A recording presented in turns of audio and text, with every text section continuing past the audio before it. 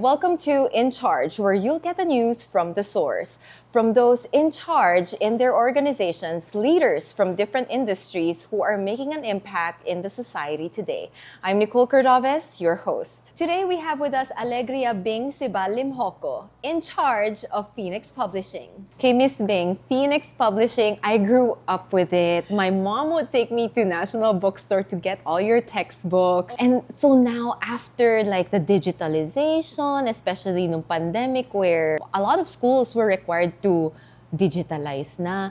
So people, first impression, are books still there? Does it still exist? So what is the case for that in Phoenix Publishing? Well, actually, during the pandemic, we also went digital because we have to adapt.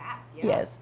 But they realized after the pandemic that they were able to learn faster and absorb it if they had the textbook with them. So after the pandemic, they ordered textbooks also. So nag-double. Yeah. So actually, the others, they will use digital, but they felt they're able to learn through the textbook. Something they can really touch. Yes. They're able to, absorb it, underline what's important, and then when they browse through it and look at what they underlined and all. So we're grateful also that, it has come back also. You know what? Talking to you, my heart really skips a beat because I'm also like a hard copy girl. Like even if there's like audiobooks or yung mga Kindle, I really need to touch it and see the text myself. Yung people get creative with highlighting also, diba? So yeah, I'm so glad to hear that it's thriving still.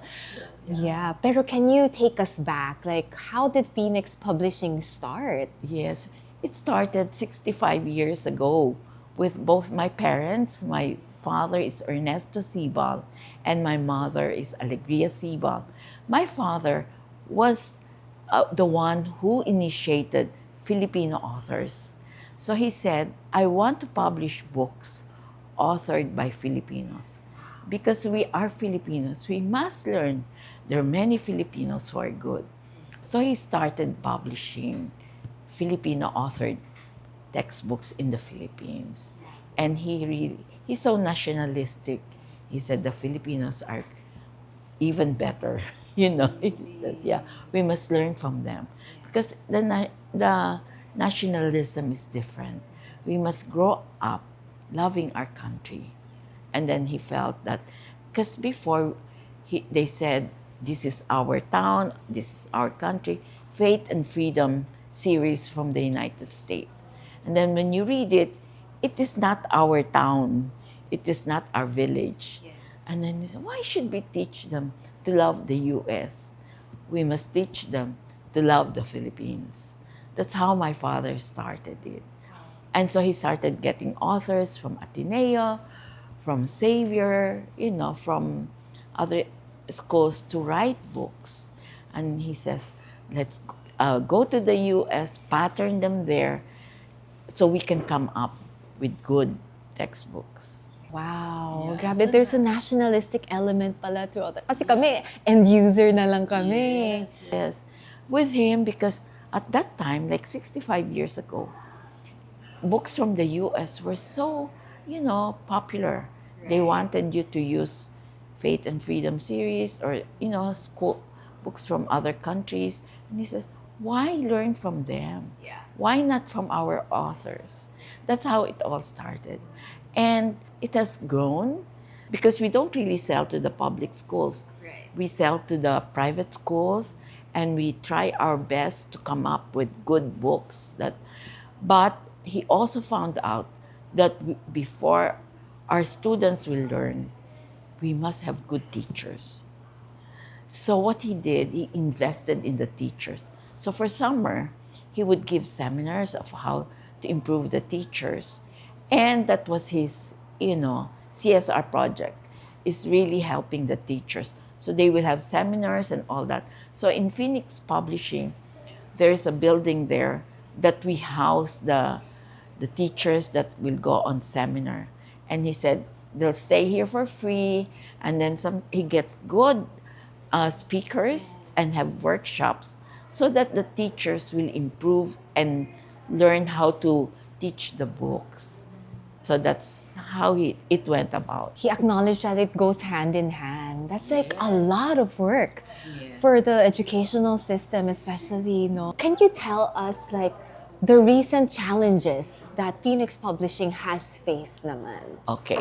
Because of the pandemic, of course, people went digital already.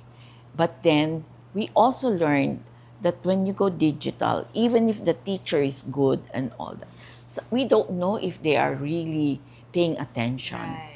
So those were challenges because according to the schools, they were not able to capture it because maybe when they're just looking and all that, sometimes their mind goes, yeah.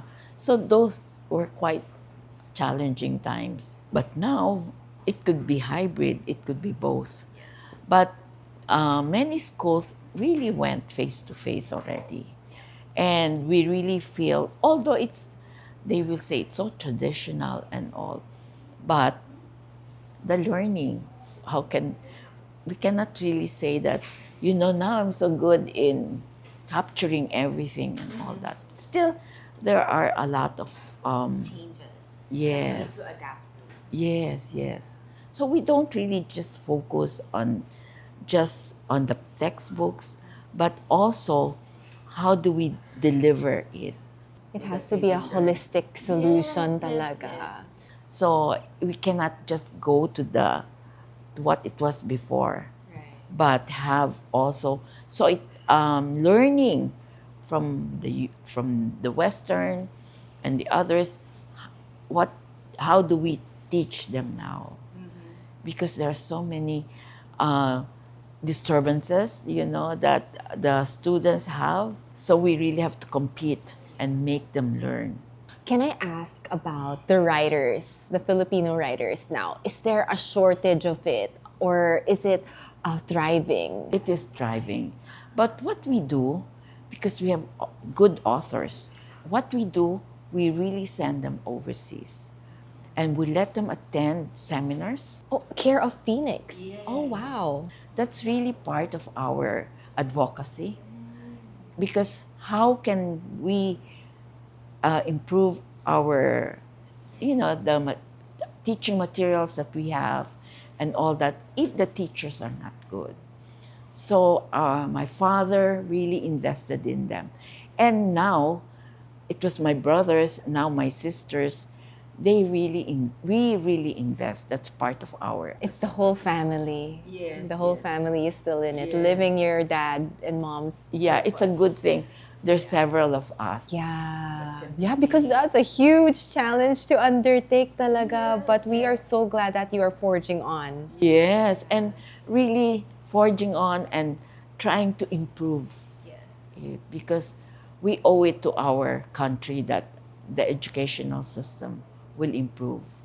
Thank you so much, ma'am. Thank you for your thoughts. I have goosebumps. And I loved hearing the story talaga. Thank you.